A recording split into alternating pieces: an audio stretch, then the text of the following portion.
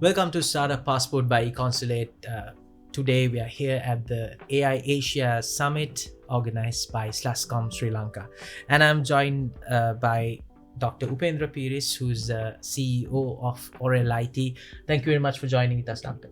I'd like to start a bit about OREL IT and your journey, especially shaping Sri Lanka's IT industry in AI as well. You've been working on AI related projects for a long time. Could you elaborate a bit more? So, OREL is basically a 100+ years organization, and initially we were in the conventional brick and mortar business. So, where OREL IT sparks about nearly about 15 years back on 2010. So, the whole idea for us in the beginning is to facilitate all our main journey about manufacturing. So, we were working with a lot of data, and those data was something started to drive us throughout innovation. And then we become a AI front organization. We would say that AI first organization. And we started to become a company who is supporting tech companies to build AI products. So all our portfolio down the line is more about AI services.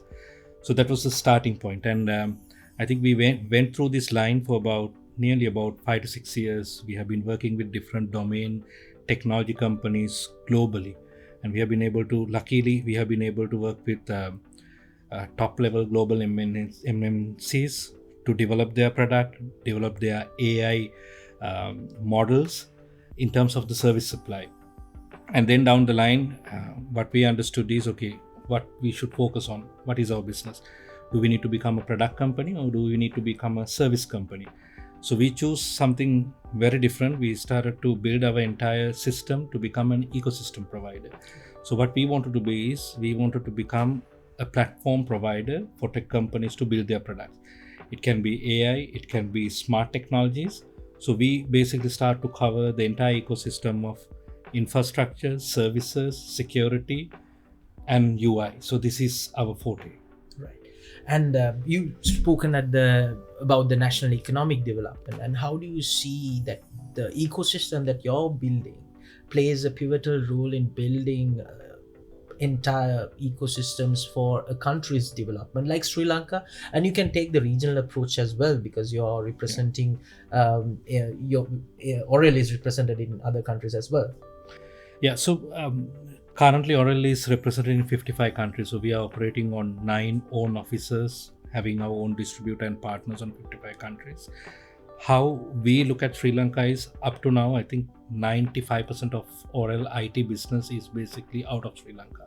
Right. So we were not looking at Sri Lanka as a market for us to enter. But I think whatever we have built up to now become more or less the driving force for the Sri Lankan companies to take forward. Because why? Our major business is B2B. Right. So we were basically dealing with tech companies. So if you look at the Sri Lankan technology landscape, the companies which is in Sri Lanka, we become an ecosystem provider. We provide services for them. We provide platforms for them. We provide the framework for them to build their products and to go global. And in this aspect, my question was more in the lines where the economic development of the country, and what your focus on the services that you build to reflect in the Sri Lanka's economy.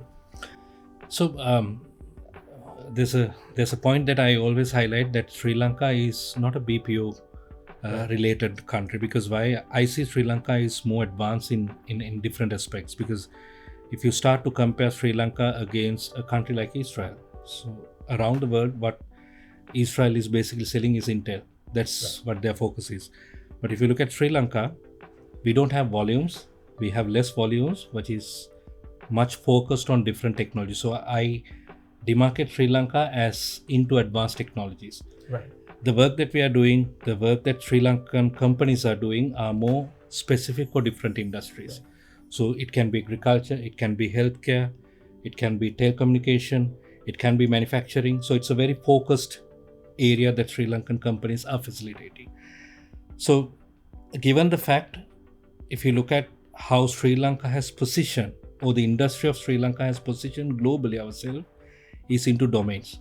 And if we can name number of companies who has been entered into different domains and they have excelled on those domains, marking Sri Lanka as one of the key countries who has been developed those technologies. Right.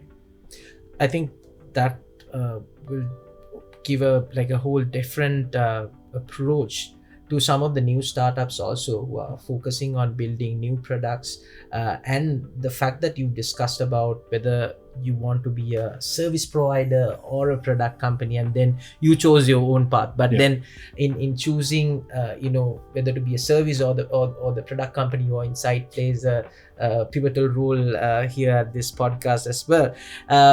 Dr. Pieris, I want to again ask you about the data side. You've highlighted you've been working with data, AI, and analytics for quite a long time. I think longer than the recent boom in Gen AI. So, how did you see the publicly available GPT models have changed the adaptation to the AI?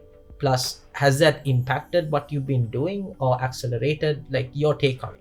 Yeah, so I would say that it has been accelerated, no doubt on that one. But again, in the general society, what you're using is the regular ChatGPT models which is available for mostly on LLM purpose, mostly on text-based conversions, mostly on responses against the questions that they are asking in a very general condition. But in my opinion, the work that we are doing is more specific.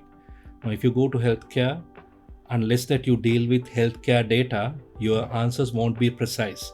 So this is where we are coming in. So all our work is something very focused on the different domains.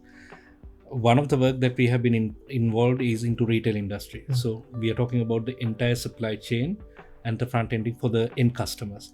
So we deal with the manufacturers, we deal with the logistical engagements, we deal with customer experience. So this is a complete alignment which is on one very specific domain.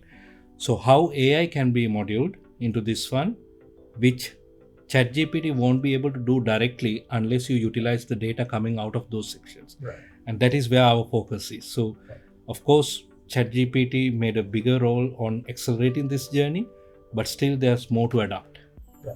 And you talked about LLMs in the recent past. Very recently, we had a big hype again on SLMs, the specialized to small language models.